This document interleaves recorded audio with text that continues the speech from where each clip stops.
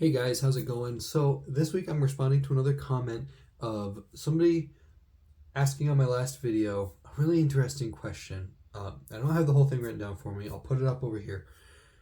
But it's really asking, again, kind of getting to the heart of the problem of evil. For a brief recap, the problem of evil is this question of if God exists and is omnibenevolent, all-knowing and all-powerful, then why does evil exist? Why does he allow evil to exist?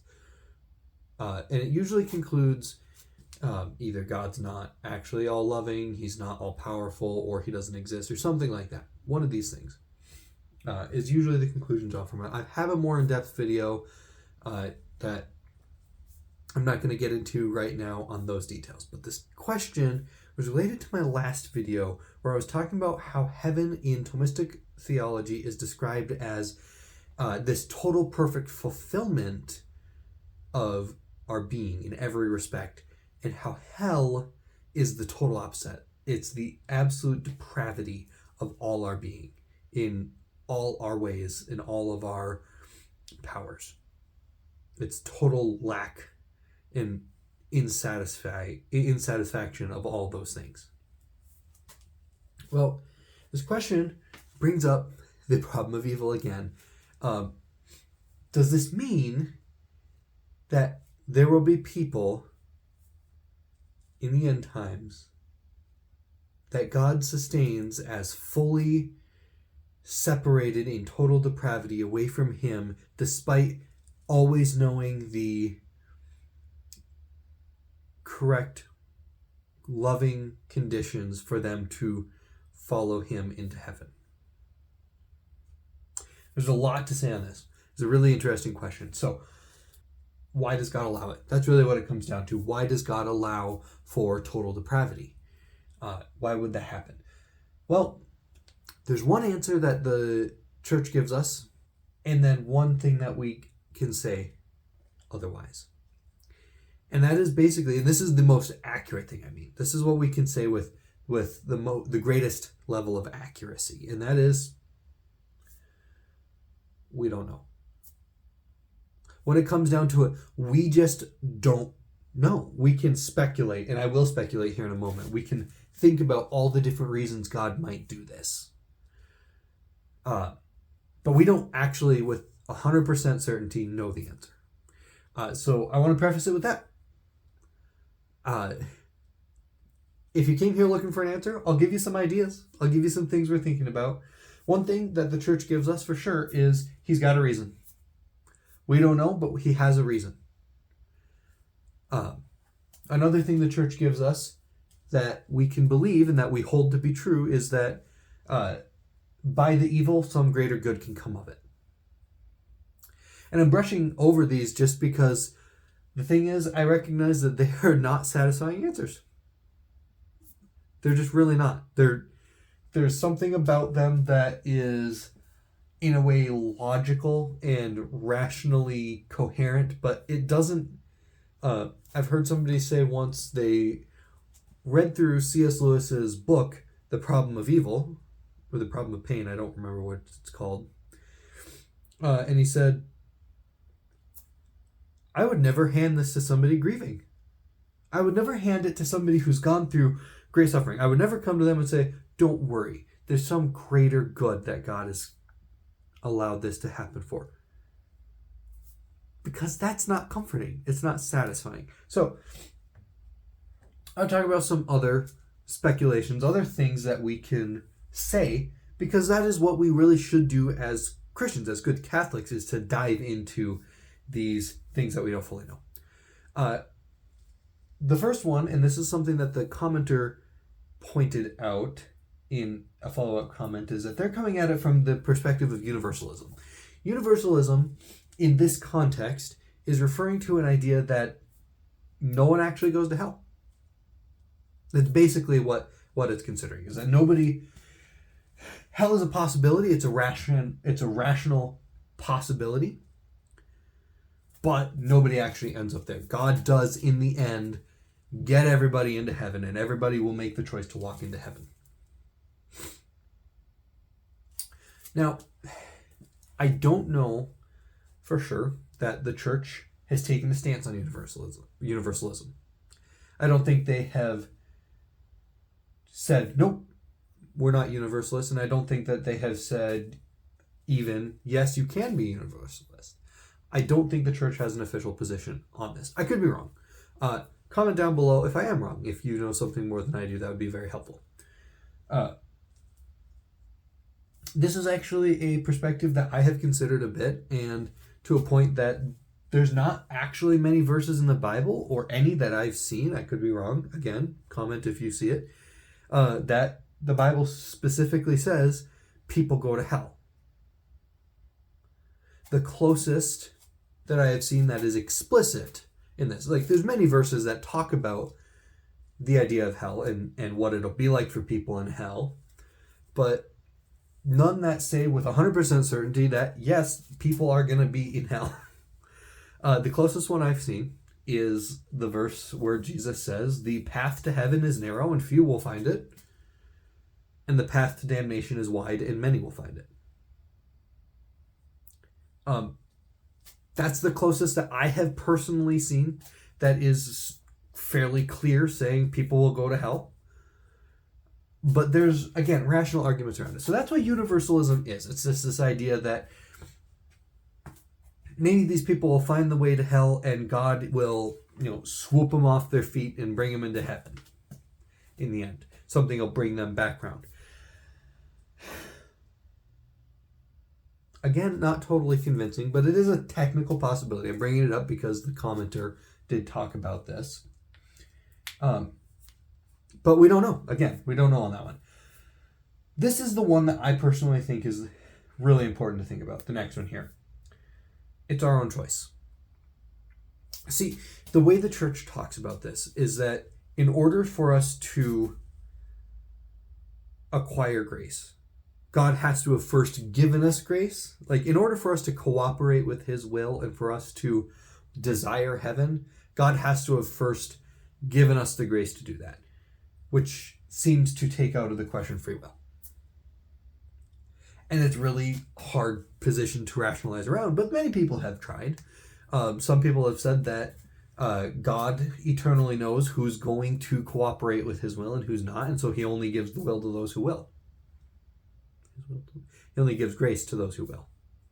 Those he knows eternally will cooperate with his will. It's a logically valid argument. It's not one that I personally love.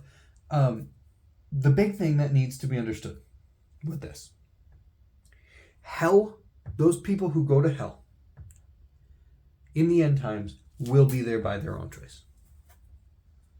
Whoever ends up there, even if it's me, myself, I pray not, but whoever ends up there, it will be by their own choice for them to have walked in. The problem comes in people saying, well, why would they have made that choice if God knows how to have gotten them to make a different choice? Or he knows he could have stopped it in some way, or he knows the way to have, he could have gotten them, he could have persuaded them or convinced them, or in some way got around it so that they didn't have to walk away from him. They don't make that choice. That is a hard argument, but what really needs to be remembered with this, we can make the statement, all those who cooperate with grace do so by the aid of grace, right? Everybody who does God's will does it because God allows us to, right? God works with us. It can't be said that those who don't follow God's will, that those who don't cooperate with God do so because God did not cooperate with them. Because this is another teaching of the Catholic Church. We don't teach that grace is irresistible. The Calvinists teach that. They say that if God offers you grace, you can't say no. It's irresistible. Catholics don't say that. Catholics say that humans have the choice to cooperate with grace or not. So we can't say that those who don't cooperate with grace did it because God didn't allow them to. It might have been their choice still. So there's another rational argument around this. Saying that God could have known the conditions that were just right to get them to say yes, but it might be the case that they still said no. And lastly, this is the really big and important part that I want to get to. What does God tell us himself about this problem? The entire book of Job follows this story of God's favorite human. I don't know if that's totally the right term, but this greatly loved and prosperous and happy human that God admires. Satan comes to him and says, yeah, but it's only because you've blessed him so much. Like, he wouldn't be so pious and worship you so much if you took away all the blessings. And so God says to Satan, go ahead. Do what you want. Just don't touch him or his family. And so he wipes out his farms, and he wipes out his servants, and his cattle, and his crops, and all of his wealth and land. Takes it all from him. And Job does not renounce God. And so Satan comes back to God and says, but if you let me touch those things, it's because you let him keep those things. So if you let me get rid of those things, then I could get him to renounce you. And so God says you may do everything up into, but not killing him. And so he kills his kids, his family. He riddles him with plague and disease. His friends come to him and say, Job, you need to renounce God. He's clearly forsaken you. And it all comes to a head here at chapter 38. I'm going to read a little bit from it. And there's different translations on this, but this is what I like. After Job's friends come to him and counsel him against God, telling him to deny God, God says, but the Lord, responding to Job from a whirlwind, said, who is this that wraps sentences in unskilled words? Gird your waist like a man. I will question you, and you must answer me. Where were you when I set the foundations of the earth? Tell me if you have understanding. Who set its measurements? If you know, or stretched a line over it. Upon what have its bases been grounded, and who set forth its cornerstone?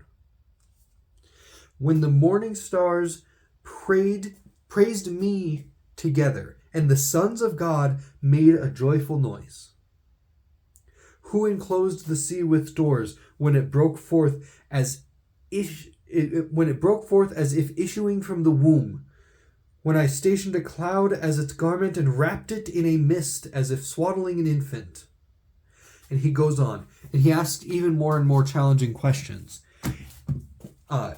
I think one of my favorite is, and did you know the time that you were to be born, and did you know the length of your days? What he does is he questions how much we really understand. What authority we have and what our life really is in comparison to the things God has done.